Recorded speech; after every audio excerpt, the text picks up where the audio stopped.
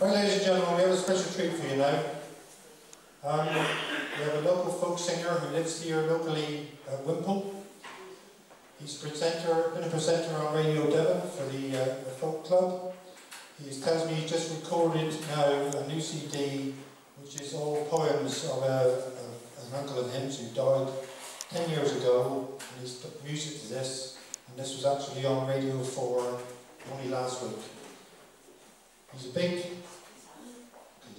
big old person who always appears at the Sidmouth Folk Festival, and I'm sure you're going to get a big welcome this evening and enjoy the delights, ladies and gentlemen, of Mr. Jim Causley. Thank you.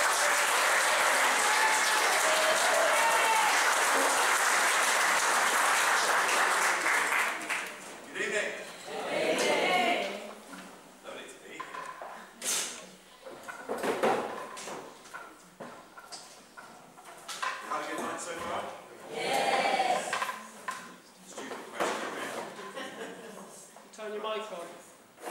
Sorry? Turn your mic on. I thought I saw the red light. Do. Oh. How about that? Yeah, that's better. Yeah. Can you hear me now? Yes. Hey? Right. As our compere rightly said, I'm originally from Wimple, and I thought I'd start off with my favourite song from Wimple. Has anyone ever been there? Yes. Well, Wimple is famous for two things. It's famous for its cider making and also its wassailing. We have a wassail tradition that we celebrate every January the 17th. Has anyone ever been to a wassail? Yes. Anyone out there think of what's a wassail? Well, it's a lovely old, possibly pagan tradition where you, what do? They put children in the trees, and then they put toast soaked in cider on their heads, and then the farmers come with their guns. Something like that. Those things happen, maybe not in that order. Anyway, we do that every January 17th, as I say, and we have a lovely song that goes with it called the Wimple Wassail Song. But I'm not allowed to sing you that, because you're only allowed to sing it on January the 17th. As, if you sing it on any other date, then you go to hell. Which is strange, it being a pagan custom. But there we are. Anyway, so I'm not going to chance that, but I'm going to sing you another song for the village called Old Uncle White Way. It's got a lovely chorus for you to join in with, which goes, so fill up the jug, boys, and let it go round. A drink's none the equal in England is found. So pass the jug round, my boys, let it go free. There's nothing like cider, sweet cider for me. You got that? You'll be fine.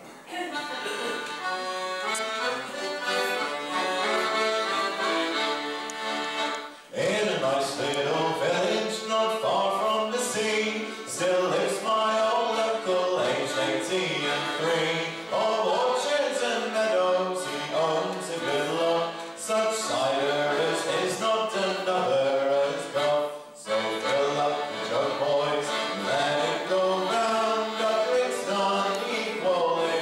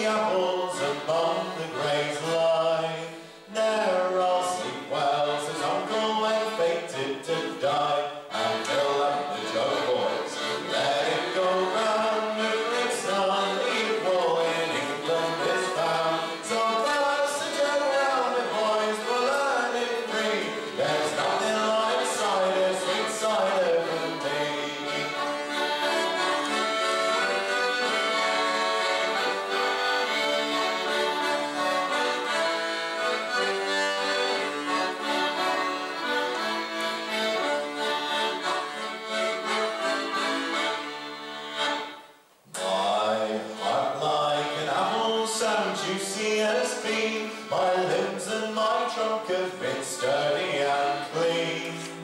Uncankered I've cried in heart, in head. So it's under them apple trees lay me when I'm dead.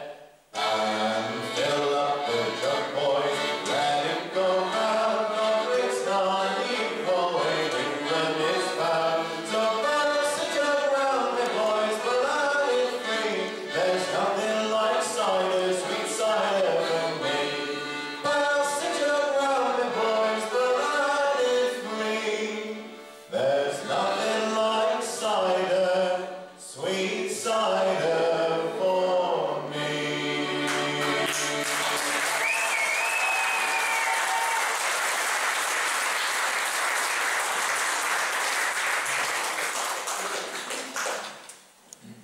Right, I couldn't come to Honiton and not sing this next song. And this is a song that was written by a wonderful chap called Martin Graeber. And I first came across him because he'd done a lot of work on the archive of a chap called the Reverend Sabine Baring-Gould. Anyone come across Baring-Gould? Yeah.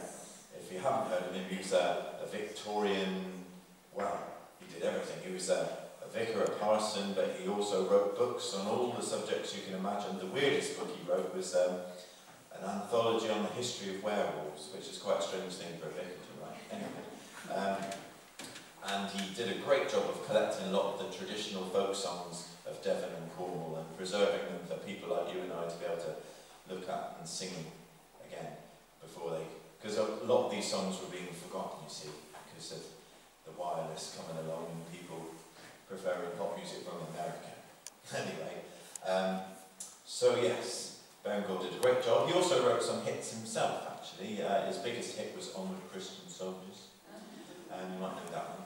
Anyway, Martin's done a lot of work on Baring-Gould's archive, and the best thing he's done, he's taken Baring-Gould's terrible handwriting and he's made it legible so we can see these songs these days. But Martin also wrote some great songs himself, and this is one of them.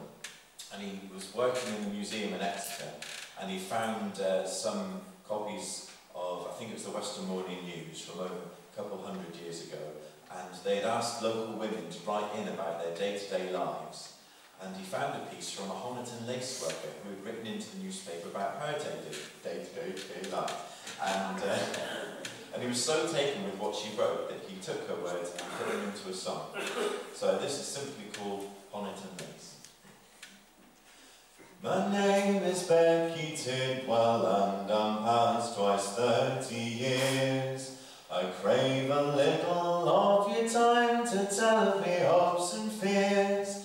I am a single lady, and I think it no disgrace, for a life's been spent in honest toil, working the Honiton lace. A cottage near to Axminster is the place that I call home. My father left it to me, and it's the one thing that I own. I rise each morning at the dawn when the sun first shows his face, for that is when the light is best for working the Honiton lace. At 9 o'clock I go down to the shop and I take my work.